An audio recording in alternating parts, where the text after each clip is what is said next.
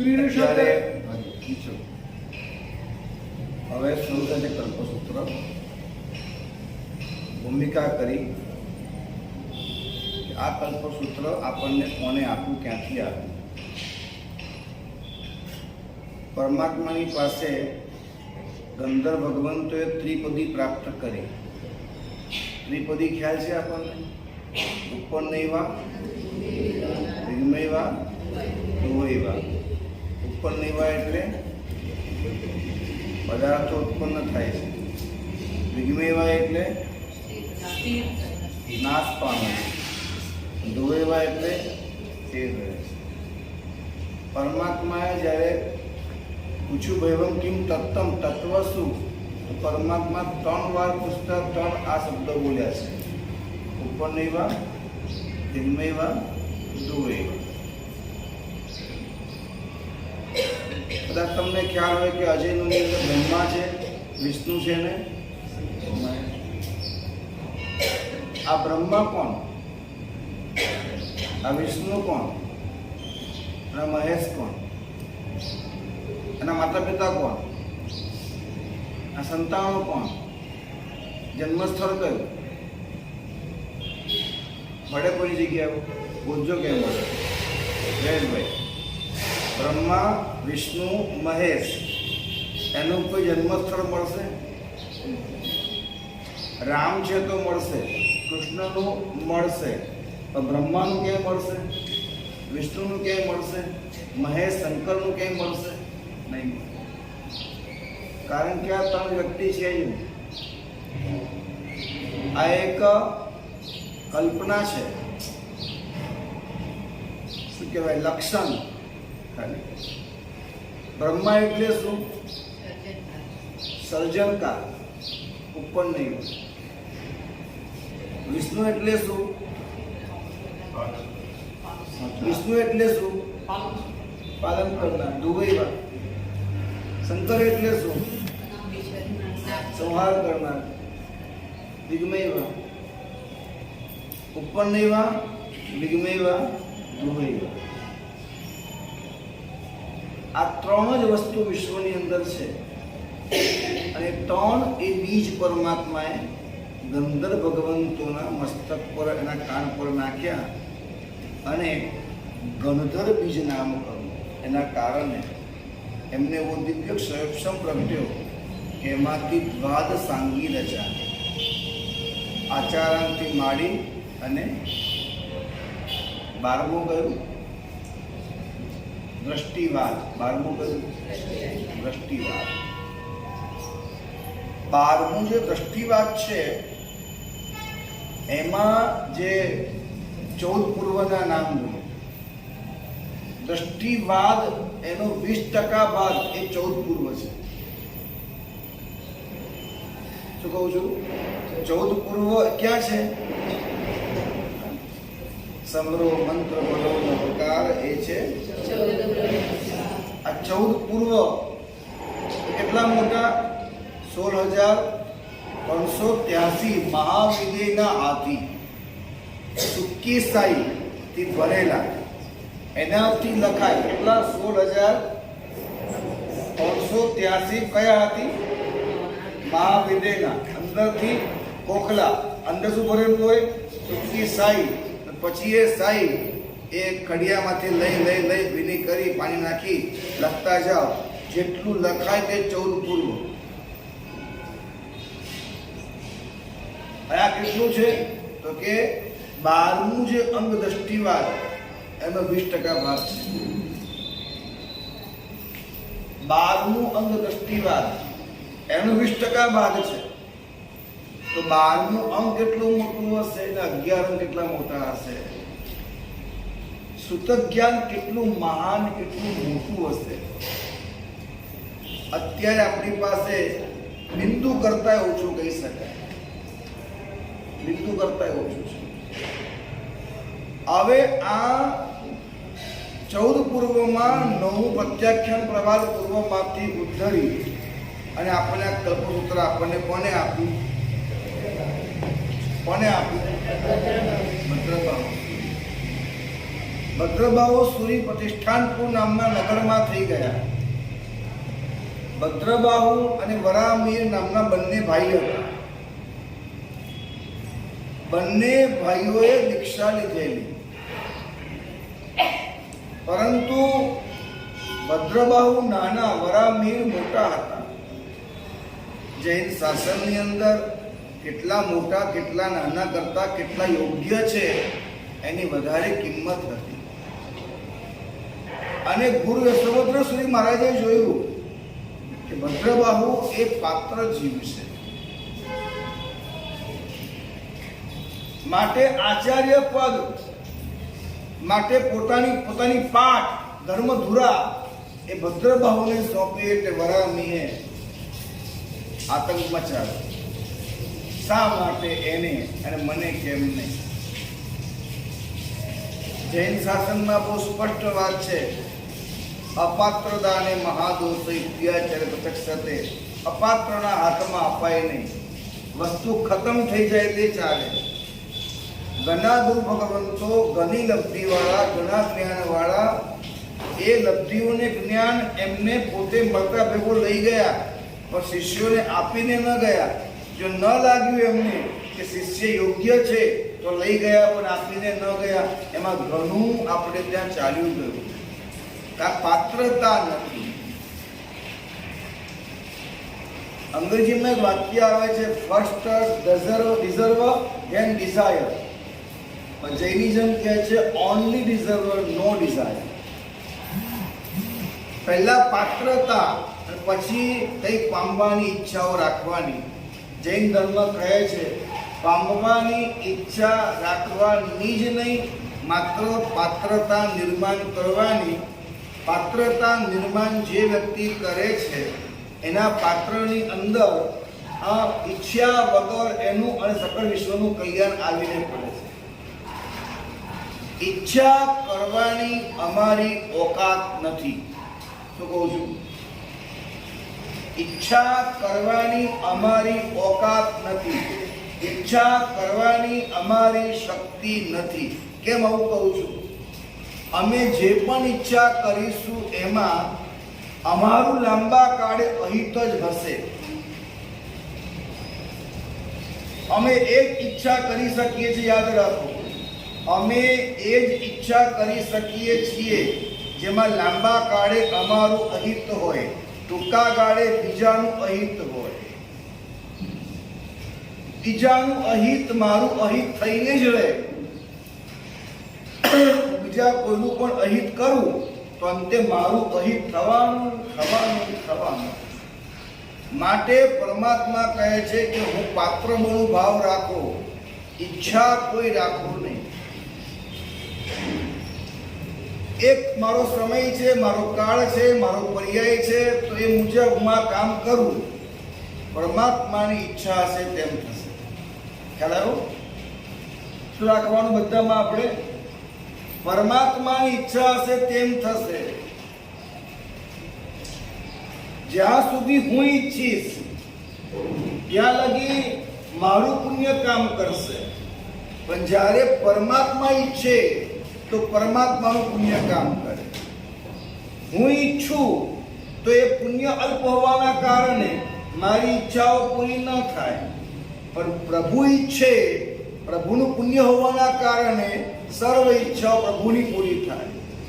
પ્રભુની ઈચ્છા પૂરી થાય, મારું સર્વ રીતે ચારે બાજુથી મારું અવશ્ય કલ્યાણ થાય. શું કહું? ચારે બાજુથી શરીર પણ સ્વસ્થ થાય, દીર્ઘ આયુ થાય, નિરોગી કાયા થાય.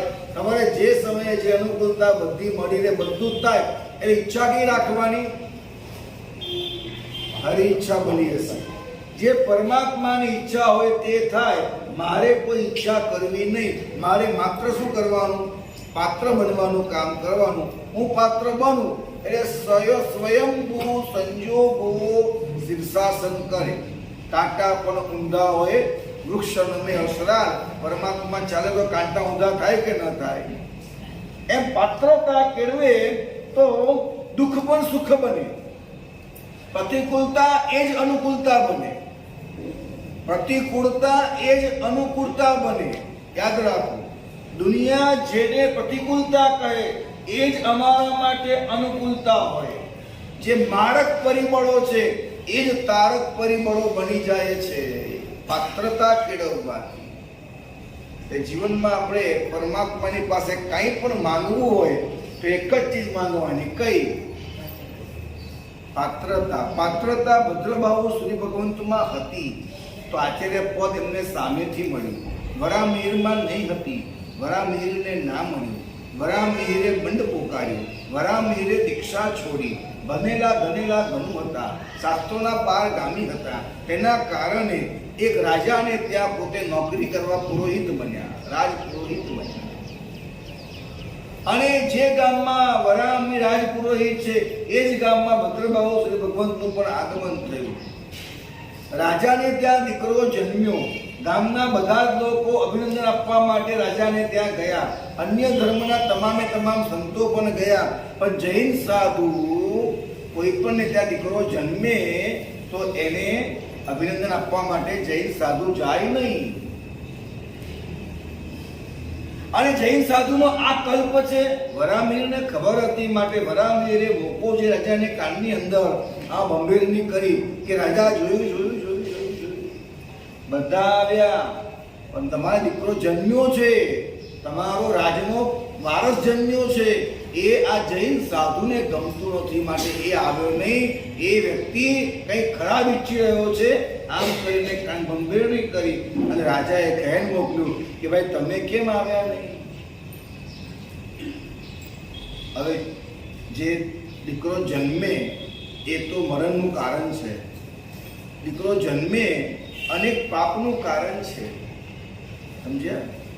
આનંદજી પાસે એક રાણી આવ્યા છે અને કહે છે સંતાન થાય માટે કંઈક કરો. તો સાધુ કંઈક કરે ના માટે? તમને સંતાન થાય એ માટે સાધુનો કોઈ ધર્મ નથી. સાધુ ક્યારેય પણ સંસાર વધે એમાં પ્રયત્ન કરતા જ નથી. રાણીએ બહુ આગ્રહ કર્યો તો આનંદજીએ એક મંત્ર આપ્યો લખીને કે તું તારે તારીખ બનાવીને કરી લેજે, દીકરો થયા પછી ખોલજે. દીકરો થયો અને ખોલ્યું, વાંચ્યું, અંદર લખેલું હતું રાણી કો સંતાન હોવે યા ન હોવે उसमें आनंदजी को क्या આવું લખેલું હતું છેલ્લા. संतान होवे या न होवे उसमें मुझे क्या फर्क पड़ता है? સાધુનો આ આચાર એ ડાયરેક્ટ તો રાજાને કહેવાય નહીં. એટલે એમને પછી એક વ્યવસ્થિત તાગ જોડવીને એમ કીધું કે ભાઈ હું આજે તમારે ત્યાં જન્મ થયો એ સમાચાર આપવા માટે આવું, કાલે મોત થાય એ કહેવા માટે આવું. શું વાત કરો છો? 7મા દિવસે મોત છે. વરામિહિરે પણ શાસ્ત્ર બનેલું હતું પણ એ ખોટું પડે છે. એ બરાબર ગણિત ન કરી શક્યો. ભદ્રભાવો સ્વામી ગણિત કરી શક્યા છે. જે પાણી શાંત હોય ને એમાં ઊંડું દેખાય પણ ધૂંધળું હોત ના દેખાય. જેનામાં રાગ દ્વેષ હોય, અહંકાર હોય, હું મારું તને મારું વગેરે ભાવ હોય તેમાં એનું અંદરનું પાણી ધૂંધળું હોય. સામે શાસ્ત્ર ચોખ્ખું હોય પણ ડોળું વંચાય. વરામિહિર પાસે પણ એ જ આગમ જ્ઞાન હતું જે ભદ્રભાવશ્રી પાસે હતું પણ ગણિતમાં ખોટા પડ્યા. ભદ્રભાવશ્રીએ કીધું કે 7મા દિવસે મોત છે. કેવી રીતે? બોલો, કેવી રીતે મોત હતું ખબર છે ને? હા. અને કેવી રીતે બિલાડીનું મુખ? આખા ગામની બિલાડી કાઢી નાખી 7મા પહેરામાં ઢાલ માતા પાસે મૂક્યો. પરંતુ જે આગળો હોય એ બિલાડીના મુખનો હતો એ પડ્યો અને બિલાડીનું મુખ માથા પર પડ્યું, બાળક મરી ગયો. એટલે વરામિહિરને કાઢી મૂક્યો. રાજાએ કાઢી મૂક્યો. પછી શું થયું? પછી અન્ય ધર્મનો સંત બન્યો. અને એ બનીને એને અનેક હોમ હવન પૂજા આરાધના બધી કરી મળીને એક વેંતર દેવ થયો. અને પછી એને વેરનો બદલો વાળવા માટે ભદ્રભાવો સુધી જ્યાં હતા ત્યાં મરકીનો ઉપદ્રવ કર્યો. वो સદ્ગૌરમ બન્યું, મરકી નાશ થયો. આવા પ્રભાવક મહાપુરુષ ભદ્રભાવો સુધી જ્યારે અમારે ત્યાં છપ્પનિયો દુકાળ પડ્યો ત્યારે આગમો લુપ્ત થવા લાગ્યા અને આગમો કોઈ યાદ ન રહેવા લાગ્યા. કોઈને આગમો યાદ ન રહે. સકલ સંઘ ભેગો થયો વિચારણા માટે કે આગમો બચાવવા શું કરવું. ત્યારે સકલ સંઘને એક જ ઉપાય સૂચ્યો છે. ભદ્રબાહુ શ્રી ભગવંત છે, એમની પાસે આ પૂર્ણ જ્ઞાન છે. એમને કોઈ આપણને આગમ વાળો જીવંત રાખવા માટે અસાધુઓને આગમો બનાવે. એ વખતે ભદ્રબાહુ શ્રી નેપાળ પાસેના પહાડ ઉપર મહાપ્રાણ નામનું ધ્યાનનું એક આરાધના કરવા ગયેલા હતા. સંઘે ચિઠ્ઠી મોકલી કે આ રીતના અમારી ઈચ્છા છે કે આપ આગમ બનાવો. ભદ્રબાહુ શ્રી ભગવંતે લખ્યું કે હું મહાપ્રાણનું ધ્યાન મારું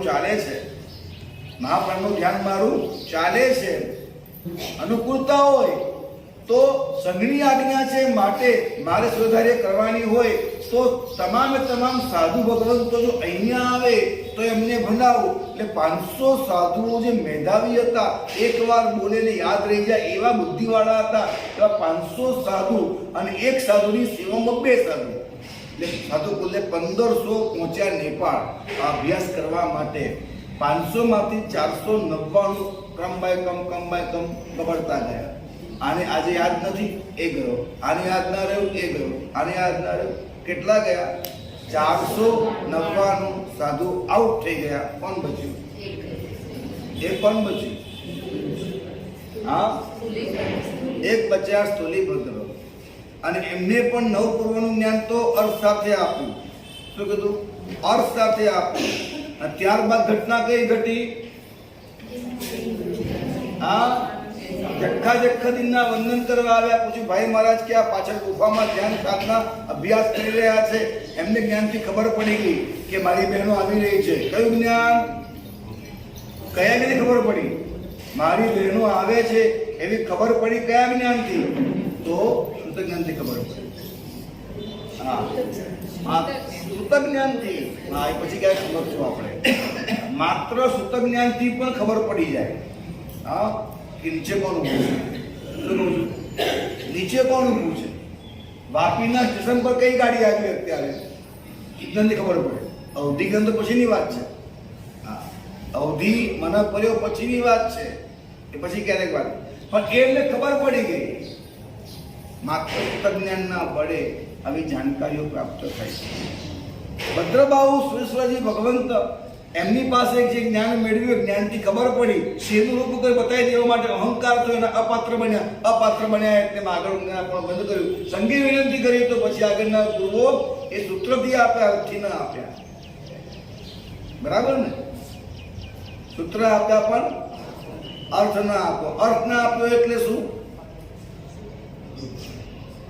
અર્થ ના આપ્યો એટલે શું?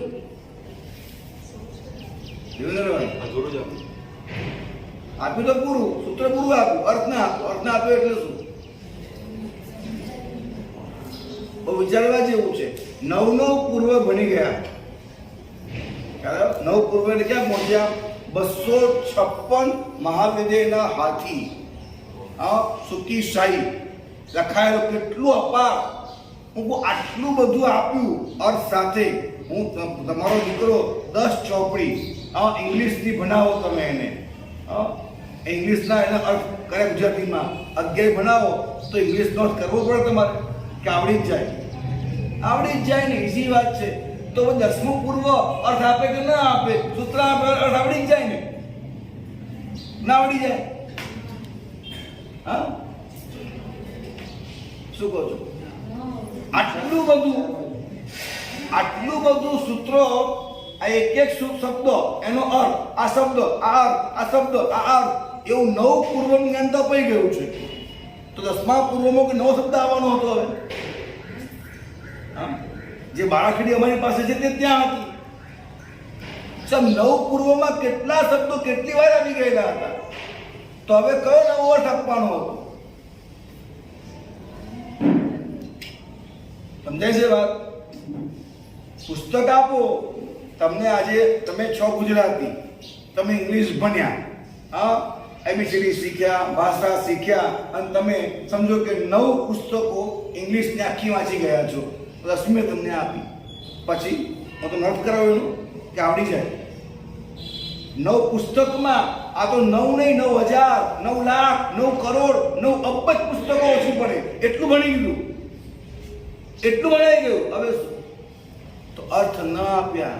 બહુ રહસ્યાત્મક વાત સમજવા જેવી છે.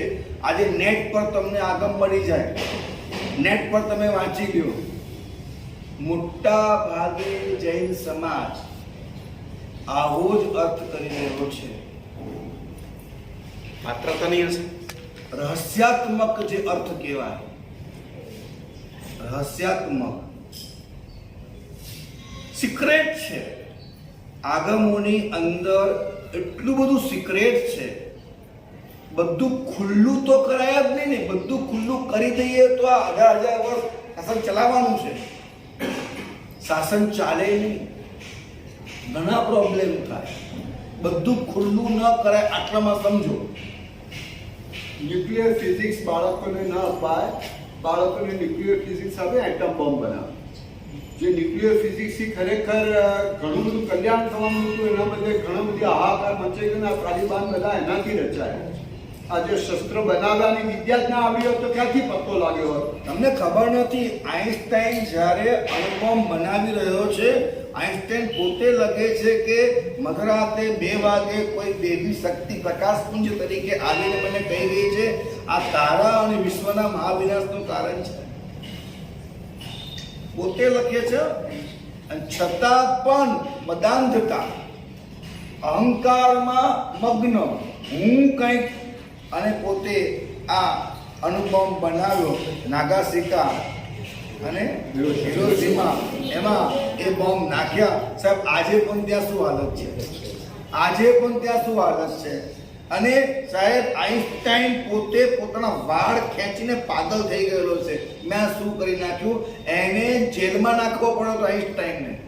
એટલી ભયંકર હાલત આઈન્સ્ટાઈનની થયેલી છે. સમજાય છે વાત? જ્ઞાન બધું આપી ન દેવાય, બધું બોલી જઈએ તો મેળ ન પડે.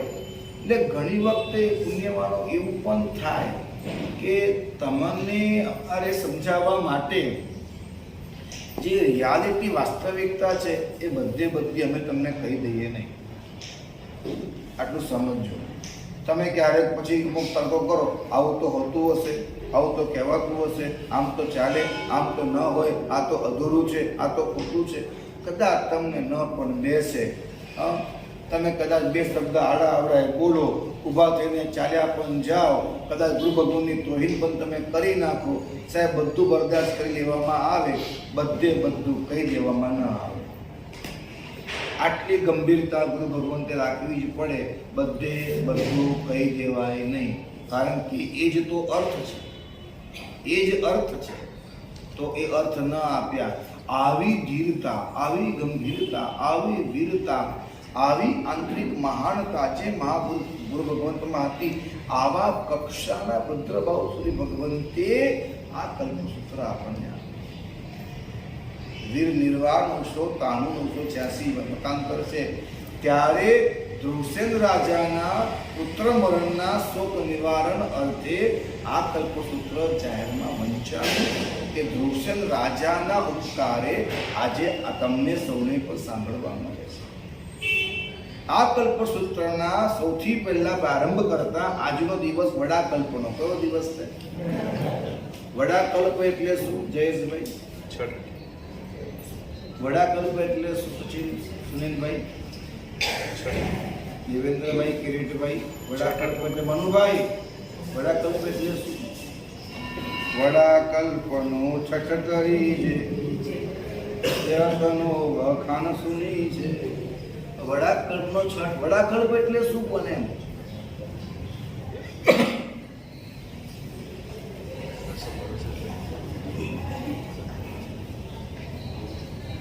તો કેસે વાપી છે જીઆઈડીસી.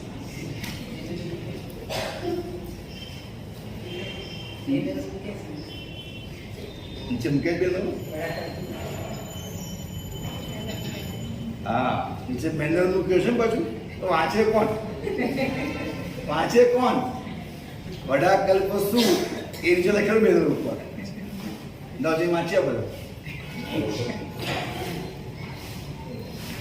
બેનો તો વાંચો તો ખરા.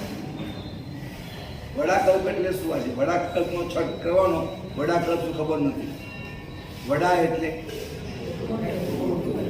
મોટું, કલ્પ એટલે વડા એટલે મોટું, વડો, હા મોટું. કલ્પ એટલે આચાર. કલ્પસૂત્ર એટલે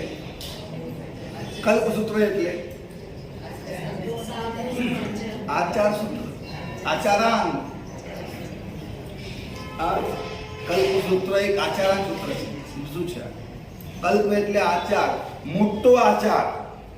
વડા કલ્પ એટલે બોલો મોટો આચાર કોનો?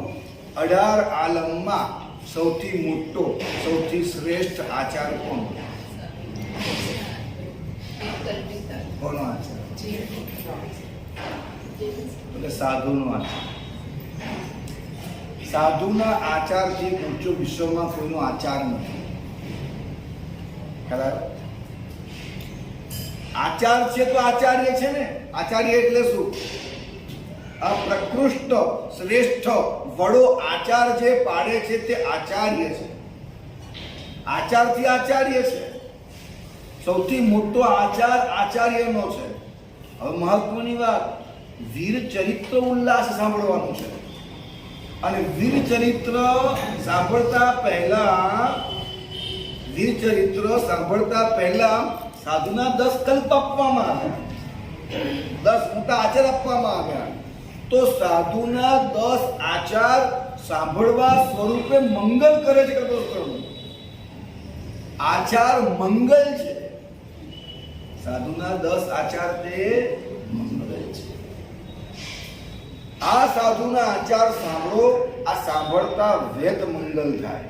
મંગલ એટલે મામ ગાળયતિ, જેટલું બી તમારા અશુભ કર્મો છે એને ગાળી નાખે. મામ ગાળયતિ, અશુભ કર્મોને ગાળી નાખે તે મંગલ. મંગમ એટલે ધર્મમ, લાતી, ધર્મને લાવે તે મંગલ છે. આ સાંભળવા માત્રથી તમારા અશુભ કર્મો જાય. સાંભળવા માત્રથી તમારામાં ધર્મનું આરોપણ થાય. પણ સાંભળવું એટલે ક્યાં છે તમને? સાંભળો છો ને? યાદ આવ્યું? સાંભળો છો ને? કહ્યું તું વચ્ચે સાંભળવું એટલે શું? ફરી કેવું પડશે પાછું. મમ્મી દીકરાને લઈ ગુરુ ભગવાન પાસે આવી, મારા સાહેબ આ દીકરો સાંભળતો નથી. મેં કહ્યું બેટા તારું નામ શું? મને કે પિન્ટુ. લોકો સાંભળે તો છે, કેમ બોલો છો? યાદ આવ્યું? હા, મમ્મી ખોટું બોલે છે ને, એ સાંભળતો નથી. તમે સાંભળો છો ને? વાત એટલી. 10 કલ્પ સાંભળો છો. સાંભળવું એટલે શું? મારો દીકરો મારે બધું સાંભળે એટલે શું? કયું કરે. હા, કયું કરે એટલે સમજીને કરે. હા, મા બાપની વાતનો સાર પકડીને કરી દે. માત્ર કીધું કરે એમ નહીં. ખ્યાલ આવ્યો? હા, મમ્મી આજે દૂધ પડી ગયું. એટલે પડી ગયું ના કહેવાય, ઢોળાઈ ગયું કહેવાય. મમ્મી પપ્પા ઢોળાઈ ગયા. હવે આ સાંભળે છે ના, સમજીને કરે. દૂધ ઢોળાઈ ગયું કે પપ્પા પડી ગયા કહેવાય. એટલે બે ભેદ તો ખ્યાલ આવવો જોઈએ ને. ખાલી સાંભળીને કરે જાય નહીં, સાંભળીને સમજીને કરે, એને સાંભળતો કહેવાય. તો હવે વાત એ છે કે આ 10 કલ્પ સાંભળે એનું કલ્યાણ. તમે સાંભળો છો? સાંભળો એટલે સમજો છો. સાધુના 10 આચાર તમને કેમ સંભળાવવાના?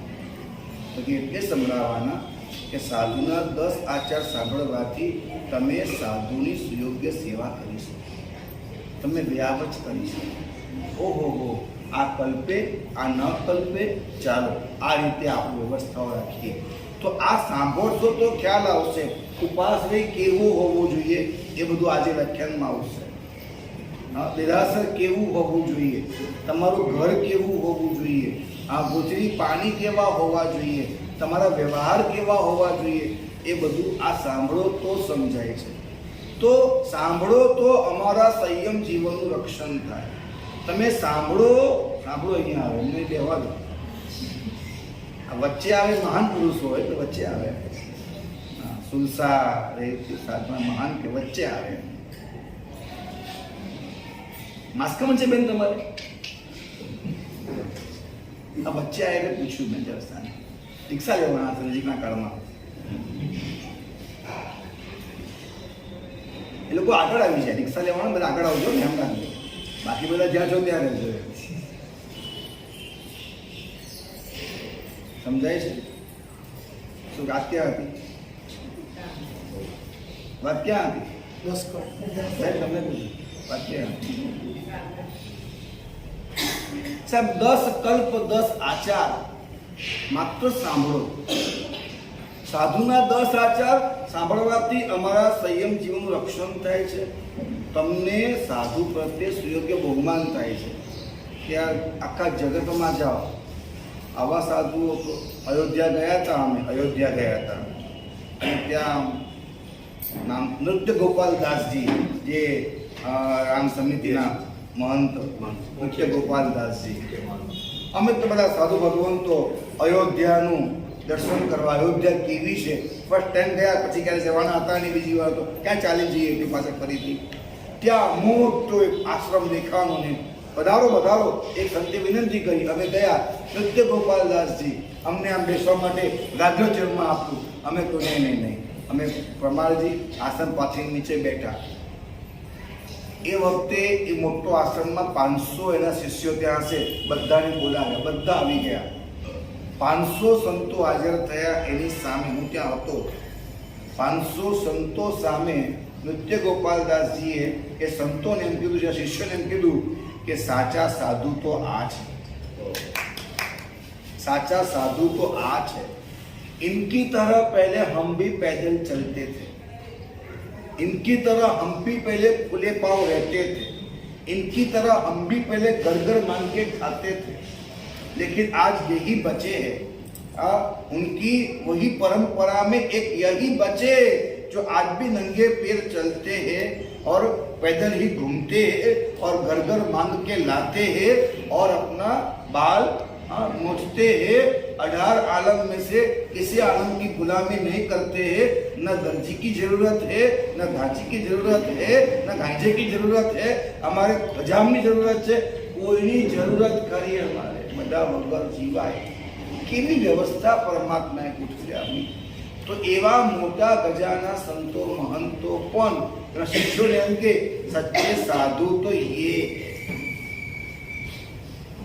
તમને કેટલું બહુમાન, તમને કેટલું બહુમાન, તમારા ગુરુ ભગવંતો પ્રત્યે તમને કેટલું બહુમાન. સાંભળો તો ખ્યાલ આવે, તો કમ્પેર કરો તો ખ્યાલ આવે. જો એક વાત સમજો, આ કાળ થોડો એવો છે એટલે ક્યાંક કોક મારા સાહેબ તમને અયોગ્ય વર્તન કરતા પણ ક્યાંક જોવા મળે, ગુસ્સો કરતા પણ ક્યાંક જોવા મળે, કપટ કે લોભ કરતા પણ ક્યાંક જોવા મળે. ખાસ કરીને ટ્રસ્ટીઓએ સમજવાનું છે. ખૂબ યાદ રાખજો, સાધુ ભગવંતોની એ જ સેવા કરે જે સાધુના મા બાપ હોય. તમારામાં સહન કરવાની પણ તાકાત હોવી જોઈએ. નજીકમાં જાઓ, થોડા ઘણા બે અવગુણો ખ્યાલ તો આવે જ, હોય ન હોય તો બને નહીં. બે અવગુણો તો હોય જ, પણ એ અવગુણને પચાવી જાણો તો તમે સાધુના મા બાપ છો, તો તમે સાવક સાવિકાઓ છો. અવગુણને જાણો, પચાવો અને પ્રેમપૂર્વક સાધુને રસ્તે લઈ આવો. પ્રેમપૂર્વક એકાંતમાં જઈને, એકાંતમાં મળીને. તમારી ઘરવાળી પણ જાણે નહીં કે તમે શું કહી ગયા મારા સાહેબ. ખ્યાલ આવ્યો? એવો ઉછળતો પ્રેમ હોય તો કેટલો ભાગ્યશાળી, કેટલો પુણ્યશાળી. આવા સાધુઓ મને મળ્યા, આવા સાધુઓ મને મળ્યા, આવું જીન શાસન મને મળ્યું. તમને થાય છે એવું અંદરથી. બહુ ચોખ્ખી વાત કરું છું. આ શ્વેત વસ્ત્ર હાથમાં ઓઘો જોઈને પણ દ્વેષ થાય. મોહનીય મિથ્યાત્વ કર્મ એવું છે કે જોઈને પણ દ્વેષ થાય. પરંતુ સમ્યક્ત્વ સ્પર્શ્યું હોય અથવા મંદ મિથ્યાત્વ હોય તો સાધુ જોઈને પણ ગમવા લાગે. તાંબલી તાપસને તાપસ અવસ્થામાં પણ જૈન સાધુઓ જોઈને મનમાં વિચાર થયો તો શોભનો અયમ સાધુ શોભનસ્તસ્ય આચાર. આ સાધુ કેટલા સારા છે, આચાર કેટલો સારો છે. આ વિચાર માત્રથી તાંબલી તાપસનું મંદ મિથ્યાત્વ ટળ્યું, સમ્યક દર્શન મળ્યું. એ ઇન્દ્ર બન્યા આ કારણથી. સમજાય છે? તમને રોજ ગુરુ ભગવાન જોવા મળે, તમને બહુમાન સન્માન સદભાવ એટલો. સાધુ ભગવંતો એ સન્માન માટે છે, સદભાવ માટે છે. પ્રોબ્લેમ એવો છે, લગ્ન કર્યા પહેલા ઘરવાળી બહુ ગમતી હતી, કર્યા પછી બીજી ગમે. કર્યા પહેલા ગમતી હતી, કર્યા પછી ગમે છે. અહીંયા પરીક્ષા છે. લગ્નના પહેલા દિવસે આ જેટલી ગમતી હતી, આજે પણ એટલી જ જો ગમે તો તમે પતિ કહેવાય. મારી પતિ ગયા. જો તમે રાગ કરો એવું પાઠ પરથી કહેતો નથી, યાદ રાખજો. હું તમારી પાત્રતાની વાત કરું. પહેલા દિવસે ગમતી હતી ને આજે ઓછી ગમે છે, તમારી સમજણમાં ભૂલ છે. તમે આ તો ફિઝિકલમાં હતા, તમે વાસનામાં હતા, અથવા તો તમે અનસમજમાં અજ્ઞાનમાં હતા. તમને ખબર જ નહીં હતી કે દુનિયા આખી અંદરમાં તો 2, 5, 15 અવગુણો બધાને હોય, તો મારામાં છે, બીજામાં કેમ ના હોય? આટલી ખબર તમને નહીં લગ્ન કર્યા પહેલા નહીં હતી? હોવી જોઈએ ને આટલી ખબર. હોય જ, થોડું ઘણું આમ તેમ તો હોય જ. કંઈક આજે ખુલે, કંઈક કાલે ખુલે, કંઈક 2 મહિને, કંઈક 12 વર્ષે ખુલે. સાહેબ ખુલે તો ખરું ને. ખુલ્યા પછી પણ સદભાવ ટકી રહે ને ત્યારે પ્રેમ કહેવાય છે, એ લગ્ન કહેવાય, લગ્ન લાગેલા કહેવાય. બાકી તો છોડી દઉં. તમે મા બાપમાં પણ આવું હોય ને, બીજાના મા બાપ સારા લાગે, તમારા તમને કેવા લાગે છે? દીકરામાં એવું હોય ને, દીકરા તમારા કેવા લાગે, બીજાના કેવા લાગે, બીજા સારા લાગે. કેવું એમ બિલ્ડિંગમાં તો કે અમારે ત્યાં ઈશાન તપાયો છે, નૈઋત્ય આમ છે, અમને આ પ્રોબ્લેમ છે, તો બાકી બધા સુખી છે. તમને ક્યાં ખબર? જાઓ તો ખબર પડે. અમે જઈએ અમને ખ્યાલ હોય, ત્યાં બી આ જ મોકાણ હોય. બીજાના બંગલા તમને સારા લાગે, બીજાના પરિવાર સારા લાગે, આ જ અનસમજ છે, આ જ અજ્ઞાનતા છે. તમને તમારી ન ગમે સાહેબ, ગામની ગમે તો તમે અજ્ઞાનતામાં છો. તમારું ઘર, તમારો દીકરો, તમારા મા બાપ, આ જ વસ્તુમાં બરાબર સમજો.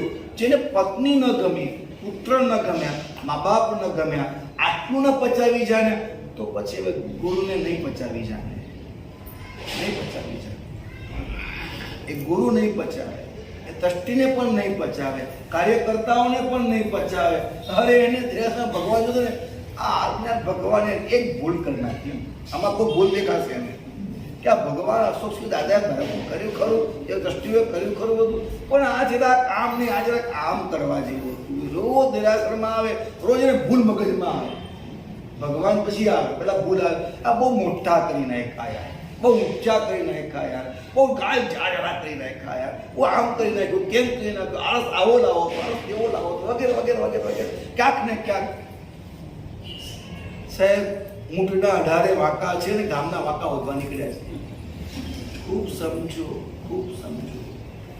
ફરિયાદ તમારા પરિવારમાં કરવાનું બંધ નહીં કરો તો તમારી ફરિયાદ ગુરુમાં પણ જશે, અને ગુરુમાં જ ગયા પછી પણ નહીં સમજો તો ભગવાનમાં પણ જશે. કલ્યાણ માત્ર આદરથી છે, કલ્યાણ માત્ર સદભાવથી છે, કલ્યાણ માત્ર પ્રેમથી છે. સાહેબ તમારી આસપાસમાં સર્જાતા સર્વ સંજોગો તમારી પરીક્ષા છે,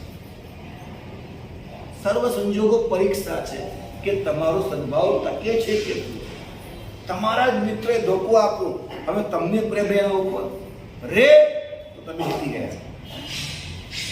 તમારા જ વ્યક્તિએ ગુસ્સો કર્યો, આક્ષેપ કર્યો, અપમાન કર્યું, તમને પ્રેમ રહ્યો, જીતી ગયા. પ્રેમ ગયો, હારી. તમારી ભૂલ કરનારને પણ જો ગળે લગાવી શકો છો. આ પાત્રતાઓ વગર આ આચારો તમને બહુમાન નહીં આપતા. વાત ગુરુ તત્વ છે, ગુરુ વ્યક્તિ નથી. ગુરુ તત્વ તું, તીર્થ તું, તારણહાર તું, ગુણનો ભંડાર તું. ગીત છે, નવું નીકળું કોઈ કાર્યક્રમ નવું ગીત છે અમને. સાંભળ્યો, ગુરુ તત્વ હતું, ગુરુ તીર્થ હતું, તારણહાર હતું, ગુરુનો ભંડાર હતું અને સર્વ ગુરુમાં દેખાય તો સમજાય છે. એકમાં દેખાય, અનેકમાં ન દેખાય. આ સમષ્ટિગત વાત છે. મારા તમામે તમામ ગુરુ ભગવંતો મારા છે, હૈયાના હાર છે, જીન શાસનનો શણગાર છે, આબ ઊંચા અંગાર છે, મારે એનો હૈયાથી સ્વીકાર છે અને વંદન પરંપાર છે. ગુરુની આ મહિમાની ગાથા અંતરમાં એક એવું ઉલ્લસિત થાય કે એનાથી ચારિત્ર મુનિ અકર્મ નબળું પડે, એ રીતે મંગલ થાય. માટે સાધુના પહેલાં અહીંયા 8-10 કલ્પ એટલે 10 આચારો બતાવવામાં આવી રહ્યા છે. ચાલો સદભાવ સાથે એ આચારોનું આપણે શ્રવણ કરીએ. વસ્તુને વાંચવાનો અધિકાર સાધુને આપવામાં આવેલો છે અને કોઈ પણ ક્રિયા સર્વત્ર સર્વકાલે એક જ સમયે એક જ રીતે થાય એના વાઇબ્રેશનોના કારણે વિકાસ થાય છે. પણ આના વિસ્તૃત સમજણ માટે તમે આખું ચોમાસુમાં છો ને તો પણ ચાલે. આ સ્થાન ઉપર એવું થાય છે હવે કે એનો સાર તમને કહી દેવામાં આવે અને પછી એમાં બીજી વસ્તુ મેં સમજાવવામાં આવે. પણ એકવાર મેં એવું કરેલું હતું ને મારા ગુરુ ભગવાનને પૂછ્યું કે આ મહત્વની વાત તો રહી ગઈ લગતી. મેં કીધું હા સર, બધી વાત તો ક્યાંથી આવે? તો મને કે એ વાત પછી વિલોપ થઈ જશે, દોષ કોને લાગશે? એ દિવસથી નિયમ કર્યો કે કલ્પસૂત્ર તો આખે આખું વાંચવાનું જ. ભલે એમાંની કોઈ વાત હું સમજાવું છતાં પણ અક્ષર તો વાંચવાના છે. જે મૂળ પરંપરા છે કે બધા અક્ષર વંચાવા જોઈએ એ વંચાવા જ જોઈએ. જે રીતના તમને સતત ભવાય નાઈ કમતી તો 7-8થી વધુ ભવ ન થાય જો અક્ષરો સાંભળી લો તો. એ માટે હવે અમે શા માટે અક્ષર લોપાવીએ, બીજી વાતો લાવીએ? અક્ષરસઃ કલ્પસૂત્ર તમને સાંભળવા મળશે.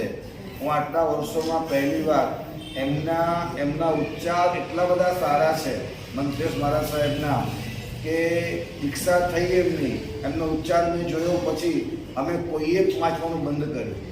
તો આટલા ઉચ્ચાર સારા છે, આવા લગભગ જોવા મળતા નથી, આટલી સ્પષ્ટતાઓ જોવા મળતી નથી. તો શા માટે પછી અમે વચ્ચે માથું મારીએ? હવે તમે જ વાંચો. એ વખતથી કાયમ માટે હવે કલ્પસૂત્ર એ જ વાંચે છે અને હું એમને જ એટલા માટે આપું છું કે તમને બધાને, આપણને બધાને એક એક શબ્દ સંભળાય એ માટે એમને આપું છું. તો સમય પર તમે આવો અને વ્યવસ્થિત તમે સાંભળો તો તમને, મને સૌને અને પરંપરા જીવંત રહે, આપણને લાભ મળે છે. બરાબર 8 વાગે કાલે આવા ધ્યાન રાખજો.